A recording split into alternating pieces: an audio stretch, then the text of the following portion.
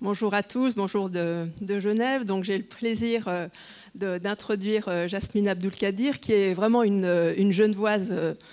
Ici, il faut se mettre, paraît-il, une Genevoise typique. Vous savez qu'à Genève, on a un peu plus de 40% d'étrangers. Donc Jasmine, comme une Genevoise bien typique, est née en Italie d'un père d'origine somalienne et d'une mère d'origine italienne. Elle a fait ses études en Italie. Elle est à Genève depuis maintenant une petite dizaine d'années.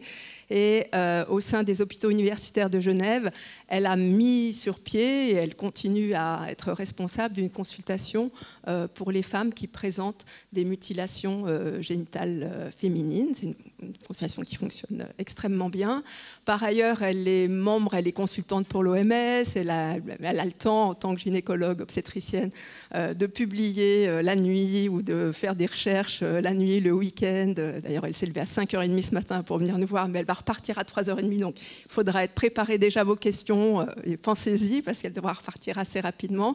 Donc, consultante pour l'OMS, elle a contribué aux derniers guidelines sur la problématique de la prise en charge des complications des MGF qui ont été faits édités par l'OMS, l'Organisation mondiale de la santé, mais aussi, c'est pas rien, en 2015, ceux qui ont été dictés par le Royal College of Gynecologists and Obstetricians de la Grande-Bretagne. Et puis, dernier point aussi, tu as contribué tout récemment à un document qui a été fait par le HCR qui s'appelle Culture, Context and Mental Health of Somali Refugees. Donc, un intérêt vraiment très global pour la santé des femmes, mais pour la santé des migrants. Donc, je te passe la parole avec un très grand plaisir. Voilà, le micro est à toi. Bonjour, merci. Donc, on va parler de mutilation génitale féminine. Surtout d'outils médicaux, chirurgicaux et socioculturels. Alors, pour simplicité, moi je vais parler de mutilation génitale féminine ou MGF, mais il s'agit de pratiques qui sont appelées de plusieurs façons. Et le mot qu'on utilise est aussi adapté en fonction de l'auditoire. Est-ce qu'il s'agit des patientes ou d'un auditoire de professionnels? En tout cas, l'OMS définit comme mutilation génitale féminine toute pratique qui amène à l'ablation partielle ou totale des organes génitaux externes à des buts non thérapeutiques. C'est un sujet qui a beaucoup d'implications sociologiques, anthropologiques, historiques, légales, médicales, chirurgicales. Nous, on va plutôt se concentrer sur les aspects médico-chirurgicaux et socioculturels.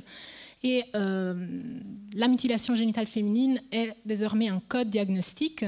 Donc les professionnels de la santé devraient être capables de les reconnaître, de les dépister, d'y penser, de les aborder et de les prendre en charge. Toutefois, ça, c'est une petite étude qu'on avait faite dans notre département après 2 ans d'existence de cette consultation spécialisée. Et on avait regardé dans les dossiers si les médecins, les sages-femmes, donc de tout niveau de pratique, mentionnaient et le faisaient correctement dans les dossiers la mutilation génitale féminine. Donc dans plus d'un tiers de cas, la mutilation génitale n'était pas mentionnée. C'était marqué organes génitaux externes sans particularité. Et un autre tiers de cas, la mutilation génitale était mauvaisement documentée. Alors c'est là, ça fait penser surtout à un manque de formation. Donc probablement que les professionnels de la santé ne savent pas reconnaître tous les types de mutilation génitale féminine, mais il y a sûrement aussi peut-être une gêne ou une difficulté à aborder cette thématique, ou un manque de temps, un manque d'interprète, s'il y a une barrière de langue, peut-être une barrière culturelle. Le fait de se tromper dans la classification, ce n'est pas grave, mais le fait de ne pas la documenter, il y a des conséquences bien sûr épidémiologiques, mais ça veut dire qu'on n'aborde pas du tout la question, on n'offre pas une prise en charge et on ne parle pas de prévention. Alors, d'une part, il y a ça, de l'autre part, ça, c'est il y a 3 jours, il y a eu une procédure d'alerte chez 2 parents guinéennes après qu'une pédiatre a signalé une mutilation génitale féminine chez 2 enfants après un voyage en Guinée. Et 2 avis successifs d'un pédiatre et d'un gynécologue expert de MGF ont dit qu'il n'y avait pas de mutilation génitale féminine. Tout ça a déclenché 9 jours de foyer chez les 2 enfants et 9 jours de prison chez les parents. Donc voilà pourquoi c'est important de connaître la problématique. Donc vous savez, c'est une problématique de santé publique. Donc il y a plus de 200 millions de femmes dans le monde porteuses de mutilation génitale. C'est une pratique pré-religieuse, donc il y a des communautés musulmanes, des communautés chrétiennes où on peut retrouver les mutilations génitales féminines qui sortent de l'Afrique. Ça, c'est une carte qui a été développée en Belgique. Et avec les parcours migratoires, vous voyez que vous pouvez être confronté aux MGF dans plusieurs parties du monde. Alors, suite à ces résultats où on a vu que les médecins avaient des difficultés à documenter et à reconnaître les mutilations génitales féminines, on a développé cet outil pour enseigner et pour pouvoir avoir une référence. Parce que c'est vrai que quand on pense aux mutilations génitales féminines, parfois on n'imagine pas qu'il y a des types qui peuvent passer inaperçus. Donc l'OMS distingue 4 types. Le type 1A, c'est l'ablation partielle ou totale du prépuce du clitoris. Donc vous voyez que si on ne pense pas que la femme vient d'un pays à risque et on n'aborde pas la question, c'est un type qui peut passer tout à fait inaperçu. Là, on voit juste une petite asymétrie du capuchon du clitoris. Le type 1B, c'est l'ablation partielle ou totale du prépuce et du gland du clitoris. Donc les glands du clitoris, ce n'est pas tous les clitoris qui est enlevé ou coupé. Le type 2 est aussi subdivisé en 3 sous-types. Donc le type 2A, c'est l'ablation partielle ou totale des petites lèvres.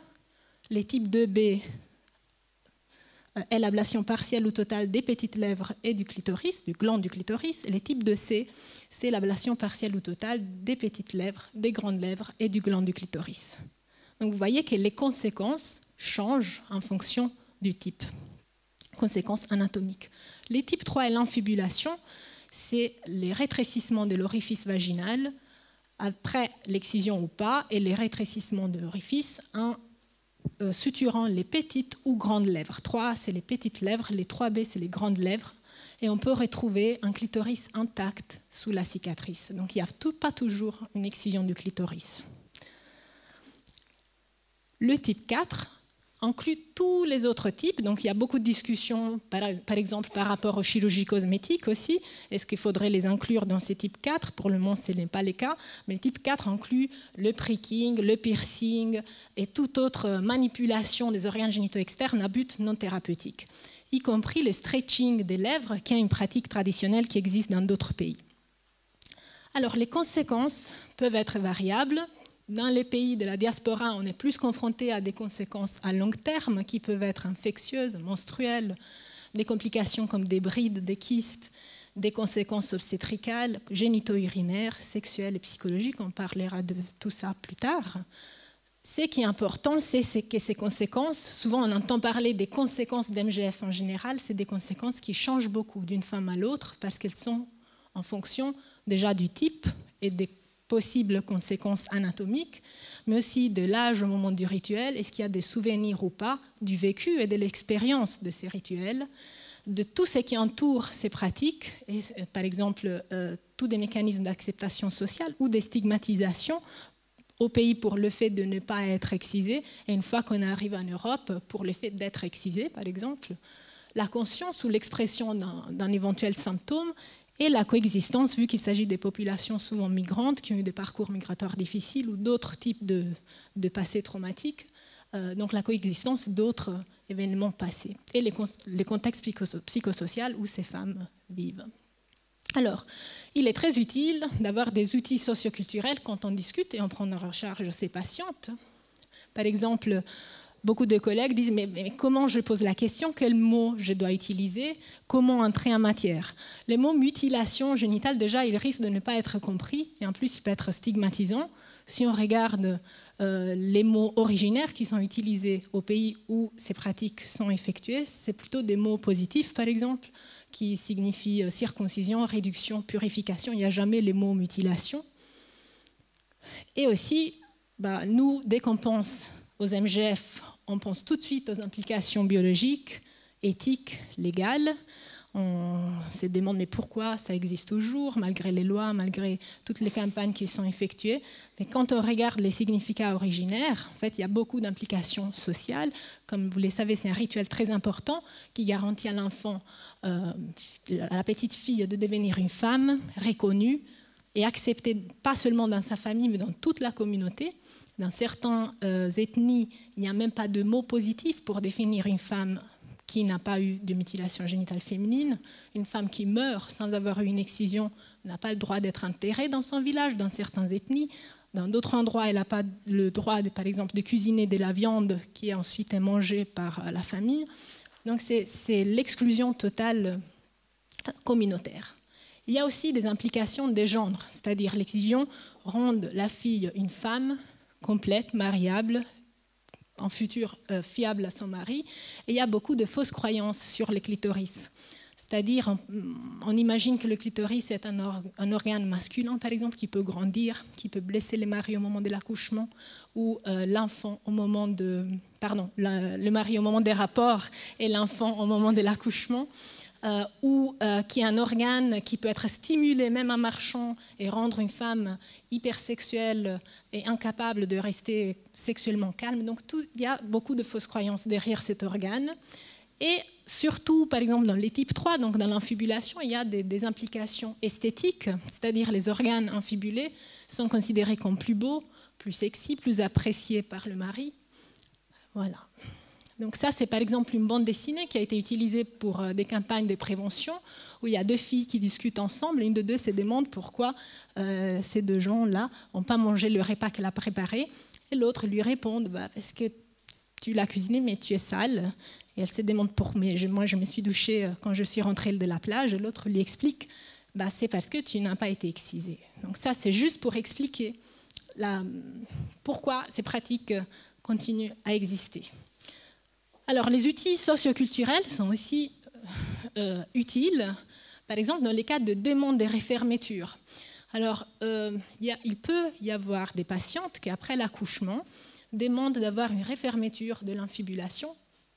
Alors, chez nous, on a révisionné les dossiers sur les derniers 4 ans, entre 2010 et 2014, et sur 196 dossiers, on a vu que malgré la prise en charge qu'on fait avec des explications, une éducation avec des dessins, un choix de la patiente sur le niveau d'ouverture de la désinfibulation au moment de l'accouchement, il y avait 8 femmes qui insistaient pour être réinfibulées.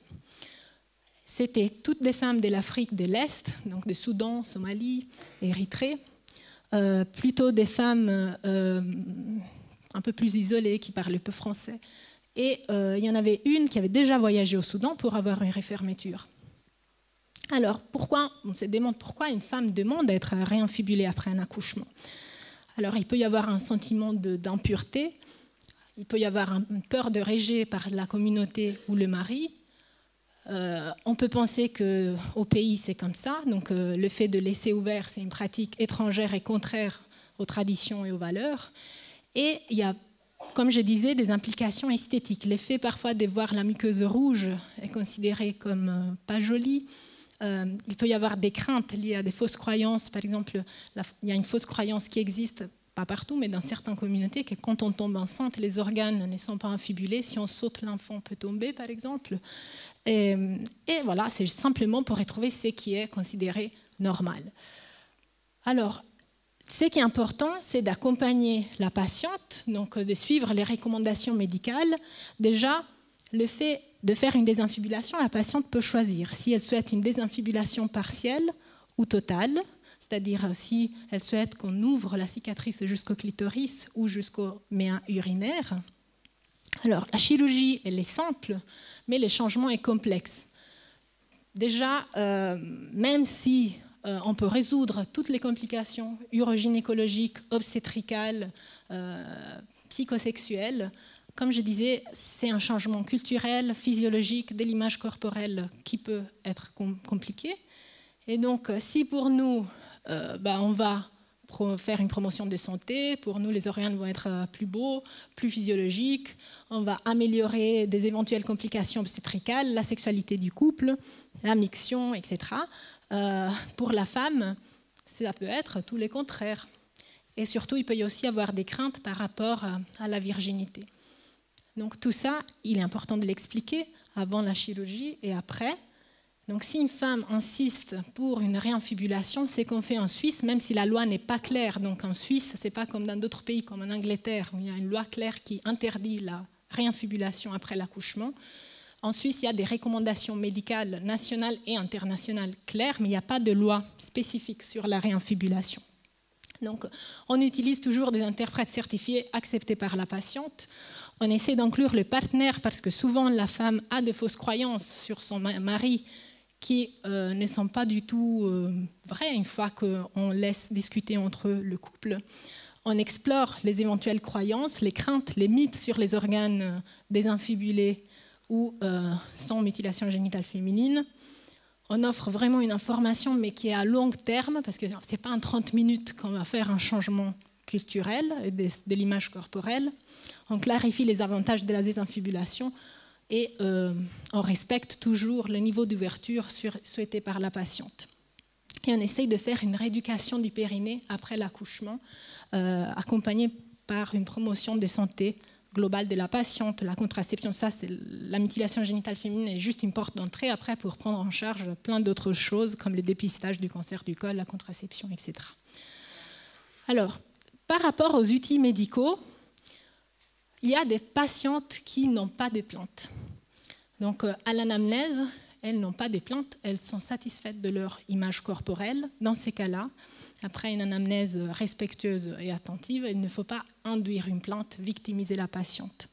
Parfois, il peut sembler qu'il n'y a pas de plainte, mais par exemple, le fait d'uriner goutte à goutte lentement chez une patiente qui a une infibulation peut être considéré comme normal ou même considéré comme poli. Donc, il est important de poser des questions précises pour éventuellement voir s'il y a une complication d'une mutilation génitale féminine qu'on peut traiter. De plus en plus, il y a des patientes qui peuvent avoir eu de mauvaises expériences avec d'autres rencontres médicales préalables.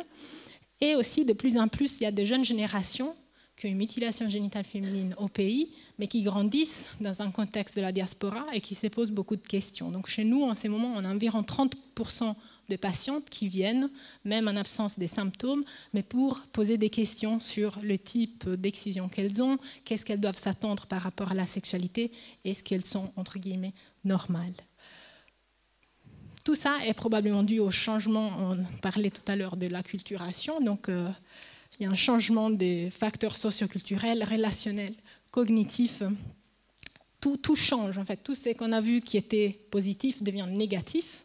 Alors parfois, il y a simplement une prise de conscience d'un symptôme pour lesquels on peut faire quelque chose, mais parfois, c'est de la stigmatisation, parce que malheureusement, tous les messages accessibles pour les femmes qui vivent déjà avec une mutilation génitale, si vous allez sur Internet, si vous regardez un documentaire, c'est des messages à visée souvent militante ou préventive, ce qui est très important, mais une femme qui a déjà une mutilation génitale féminine se trouve confrontée à des messages très stigmatisants et très violents sur la mutilation, qui parlent d'infertilité, sexualité complètement détruite, etc. Ce qui n'est pas toujours le cas quand on regarde l'évidence scientifique. Et voilà, ça c'est un travail qui a été effectué en Suède, et c'est une anthropologue suédoise médicale qui a remarqué que les jeunes générations de Somaliennes qui vivent en Suède en ces moments présentent plus de problèmes sexologiques que les générations d'adultes arrivées plus tard. Et ça, c'est oui, peut-être il y a une prise de conscience meilleure des symptômes, mais c'est aussi le fait de devoir commencer l'activité sexuelle en présence des campagnes très négatives sur ça. Et donc les femmes commencent leur sexualité en absence de toute connaissance de leur potentialité sexuelle.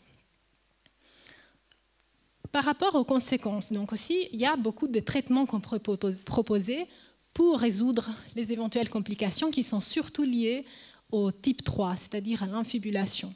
Il peut y avoir des problèmes urinaires, des infections récidivantes.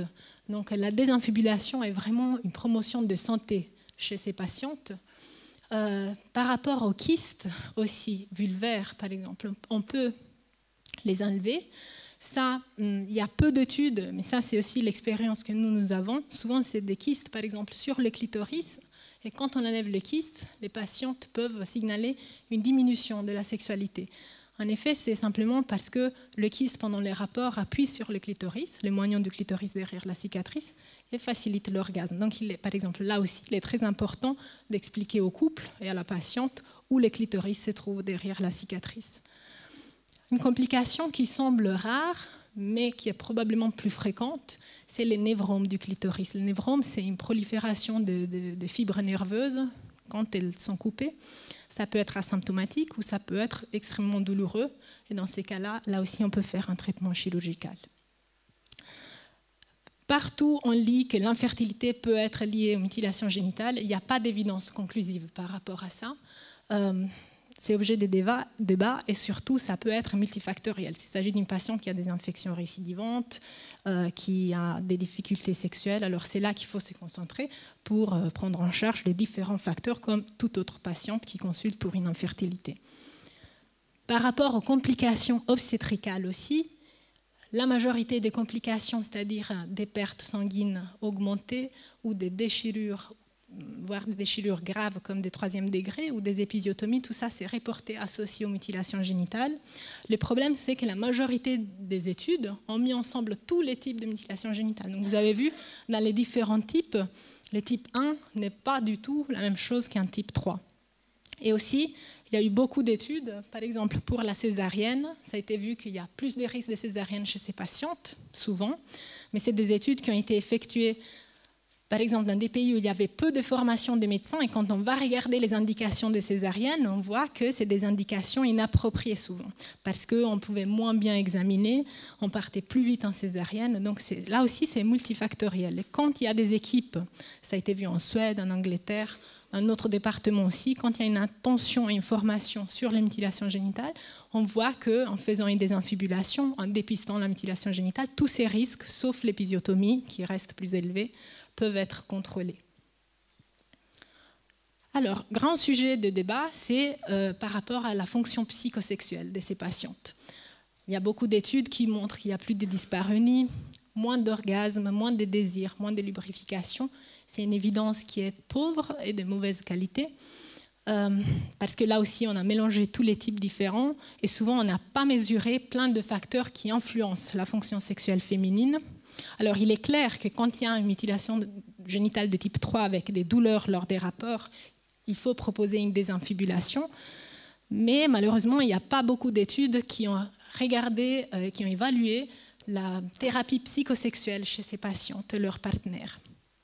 Alors, dans notre département, on a, comme ça se fait aussi en Belgique, de plus en plus en France, dans beaucoup de consultations spécialisées qui se sont créées, il y a des sexologues qui collaborent avec les gynécologues ou des conseillères en santé sexuelle et reproductive. Donc, de plus en plus, on commence à offrir ces types de traitements qui marchent. Et surtout, on arrive à dépister d'autres problématiques, par exemple, d'autres problèmes psychologiques liés aussi à d'autres événements traumatiques qu'on peut traiter. Il y a de l'évidence qui parle de PTSD aussi, troubles anxieux, dépression associés à la mutilation génitale. Ça aussi, c'est très variable. En fait, les développements d'une psychopathologie vraiment associée à la mutilation génitale féminine n'est pas tout à fait démontré de façon conclusive. Là aussi, souvent, c'est multifactoriel. En général, il semble que ces symptômes sont plus présents chez des filles qui ont eu une mutilation génitale plus tard, donc qui ont des souvenirs plus clairs. Mais cela est très variable, comme on disait, par rapport à l'expérience du rituel, à tout ce qui a accompagné les rituels, au vécu de cela, sachant que souvent dans les documentaires, on voit que les mutilations génitales sont toujours effectuées dans la brousse, sans anesthésie. Il y a dans des pays où il y a, comme l'Égypte, où il y a plus de 30% de mutilations génitales médicalisées, par exemple. Je vais conclure en parlant de la reconstruction du clitoris un peu à part. C'est un sujet qui est de plus en plus à la mode, très médialisé. Alors, quand on regarde les guidelines, c'est une chirurgie qui n'est pas du tout recommandée à ce jour, parce qu'il n'y a pas assez d'évidence, de preuves, de données probantes sur la sécurité et l'efficacité de cette chirurgie. Les deux guidelines recommandent plus d'études, mais de l'autre part, on voit qu'il y a de plus en plus de demandes, aussi grâce à ces types de messages. Donc, vous voyez des filles contentes d'être complètes à nouveau, qui ont eu une restitution de leur dignité et de leur plaisir grâce à la chirurgie. Donc, bien sûr que ces types de messages ne font que contribuer à une stigmatisation des patientes, des femmes qui vivent déjà avec une mutilation génitale, et aussi à une éventuelle dysfonction sexuelle, et à l'augmentation des demandes de chirurgie. Une chose très importante que les femmes ne savent pas, et les soignants non plus souvent, c'est que les femmes qui ont vécu une mutilation génitale féminine ont encore la majorité de leurs organes sexuels érectiles. Et les études montrent que les femmes qui n'ont pas de complications à long terme et qui vivent une relation satisfaisante décrivent une sexualité normale, malgré parfois plus de dyspareunie que les femmes qui n'ont pas eu de mutilation génitale. Là, je n'ai pas le temps de détailler cette étude qu'on a faite avec des IRM et des questionnaires sur le désir, l'image corporelle et la fonction sexuelle chez 15 femmes non mutilées et 15 femmes mutilées avec excision du clitoris.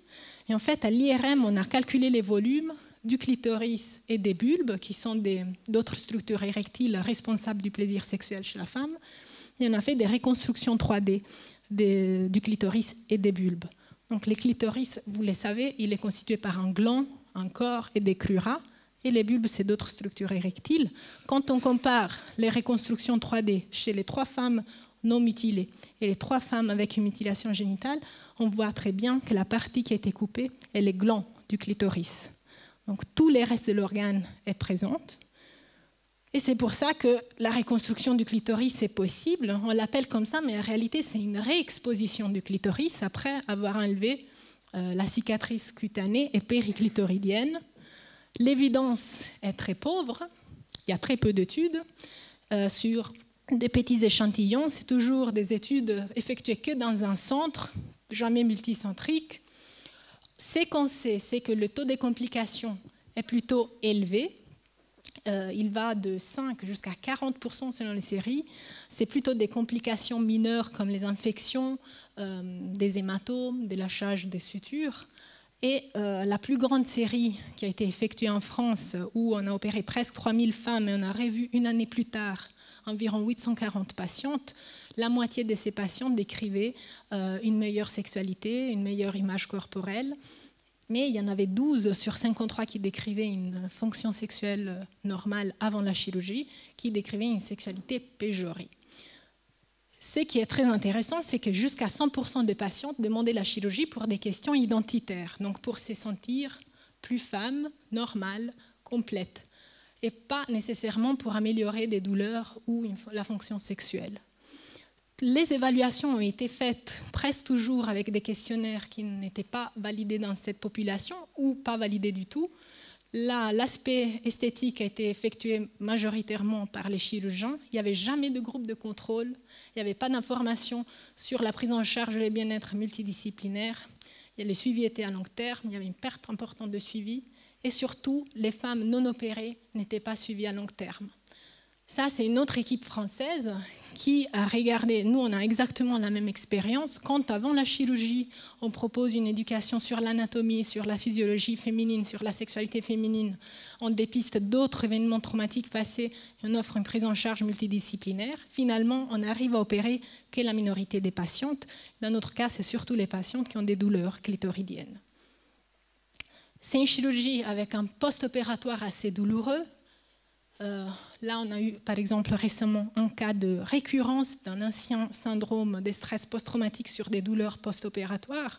Donc, il est important de dépister des éventuelles comorbidités psychopathologiques. Dans ces cas-là, il n'y en avait pas, mais on a quand même eu ça sur des douleurs sur une infection post-opératoire. Mais la chirurgie toute seule, elle ne devrait pas être effectuée. Elle devrait être toujours accompagnée par une prise en charge psychosexuelle. Et donc, pour le moment, l'OMS, ce qu'il recommande est le counseling, la thérapie cognitivo-comportementale en cas de PTSD ou d'autres plaintes psychopathologiques, un counseling sexuel, toujours commencer par des pratiques peu invasives avant de procéder à la chirurgie, et pour le moment, c'est basé sur les jugements cliniques. Moi, je rajouterais vraiment de ne pas se focaliser juste sur la mutilation génitale, mais sur la santé globale de la patiente, de la femme que vous avez devant vous, sa santé physique, mentale, sexuelle, parce que la santé psychosexuelle dépend de beaucoup de choses, pas juste des facteurs anatomiques, qui sont bien sûr spécifiques en mutilation génitale, mais de beaucoup d'autres facteurs qui sont parfois même plus importants, ça on le voit, qu'est parfois une blessure anatomique. Merci.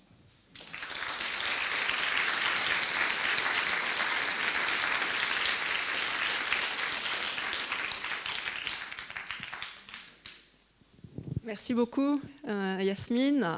Donc vous avez vu aussi que Yasmine n'a jamais cité des femmes victimes de mutilations sexuelles féminines, mais des femmes avec mutilation sexuelle féminine. Et je pense que c'est un changement de paradigme aussi qui est important à prendre en compte.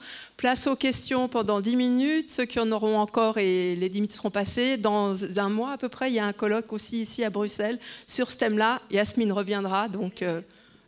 Genève. Ah non, à Genève. Bah, vous viendrez à Genève pour écouter ce colloque qui se tiendra aussi dans le cadre des projets G3. Donc voilà, la parole est à vous. Peut-être vous levez, vous présentez, puis vous posez des questions assez courtes pour qu'on puisse en prendre un certain nombre. Merci. Voilà, madame. Micro ici.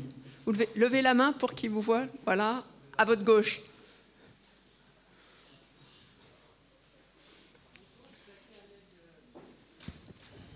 Étudiante en anthropologie à l'INALCO.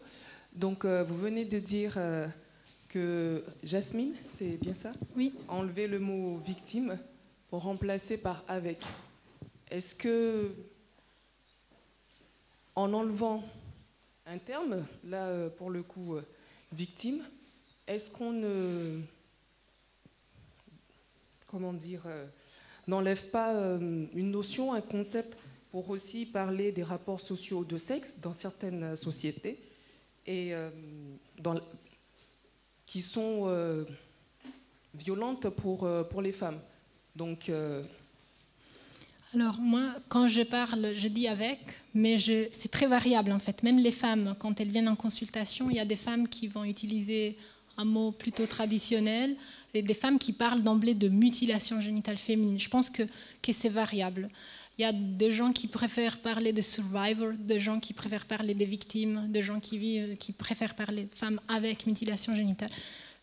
En fait, les femmes sont très différentes et je trouve que c'est juste de laisser à la femme, en fonction de son expérience, son vécu et le type de mutilation qu'elle a eu, qu'elle puisse choisir ce qui correspond à son expérience. Je n'ai pas de définition pour tout le monde. Ça, c'est aussi dans ma pratique quotidienne, je vois que chaque femme utilise le mot qui correspond plus à son vécu et son expérience. Merci. Du coup, j'ai une autre question. Oui. Mais du coup, attendez, est-ce qu'il y a d'autres questions dans la salle? Sinon, on prend la vôtre, mais est-ce que quelqu'un d'autre a une question? Comme on n'a pas énormément de temps, est-ce qu'il y a d'autres questions dans la salle?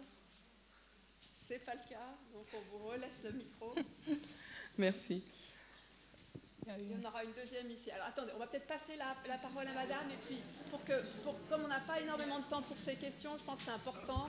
Vous aurez les coordonnées mail de Jasmine Abdulkadir et vous pourrez toujours lui poser ma question par mail. Voilà, allez-y. Vous présentez. Patricia Pernou, donc je suis sage-femme et anthropologue aussi. Moi, j'aurais plus une question sur la montée en puissance de la chirurgie dite esthétique dans les pays du Nord. Et je me demande s'il y a des prises de position à cet égard chez les gynécologues aujourd'hui. Parce que c'est intéressant de voir justement la passion de nos discours par rapport aux mutilations qui ont été faites dans les pays du Sud. Et je n'ai pas toujours l'impression qu'il y a la même passion pour un engouement qui est vraiment en train d'augmenter actuellement. Alors ça va être un des thèmes chauds. Il y aura une session qui est intitulée « Thème chaud » dans notre colloque à Genève. Et ça, c'est un des thèmes qu'on va aborder. Alors c'est vrai qu'une des différences fondamentales, c'est l'âge à laquelle c'est effectué. Les recommandations actuelles disent que les chirurgies cosmétiques ne peuvent pas être effectuées avant 21 ans, mais malgré ça, il y a des aspects sociaux, culturels, esthétiques très similaires. Et anatomiquement parlant, la bioplastie peut correspondre à une MGF de type 2, le clitoral lift, ça peut correspondre au type 1A. Donc anatomiquement parlant, même, c'est exactement la même chose. Donc ça, c'est un objet de débat.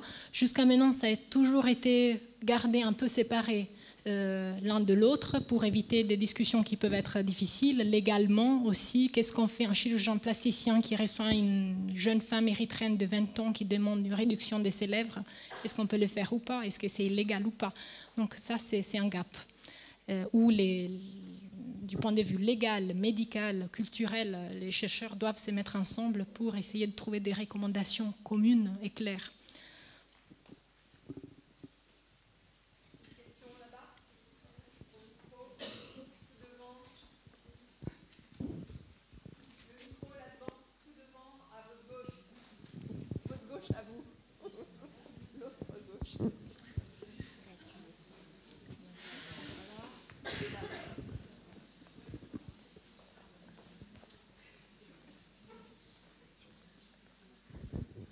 Merci.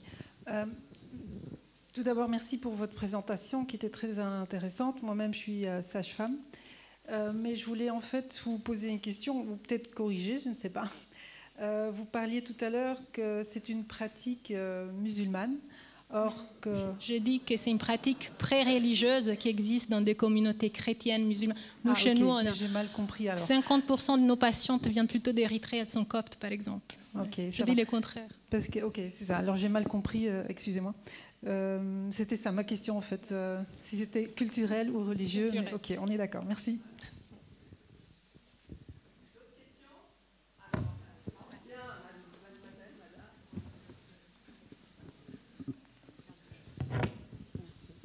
Donc, pour continuer dans cette lignée, est-ce qu'on ne pourrait pas, en tant que chercheur, anthropologue, gynécologue, peut-être, je lance une idée, pouvoir définir, comme l'OMS l'a fait pour la santé, des choses similaires pour le corps féminin, parce que quand on regarde de manière générale et universelle, que ce soit en Papouasie, Nouvelle-Guinée, à Mayotte, en Afrique ou encore en Amérique, le corps féminin est toujours normé par rapport au regard masculin.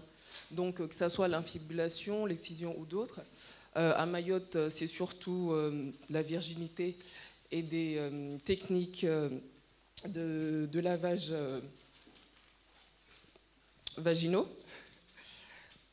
On a toujours cette pression du masculin sur le féminin pour correspondre à une norme. Le corps féminin n'a pas appartenu, n'appartient toujours pas encore pour beaucoup aux femmes.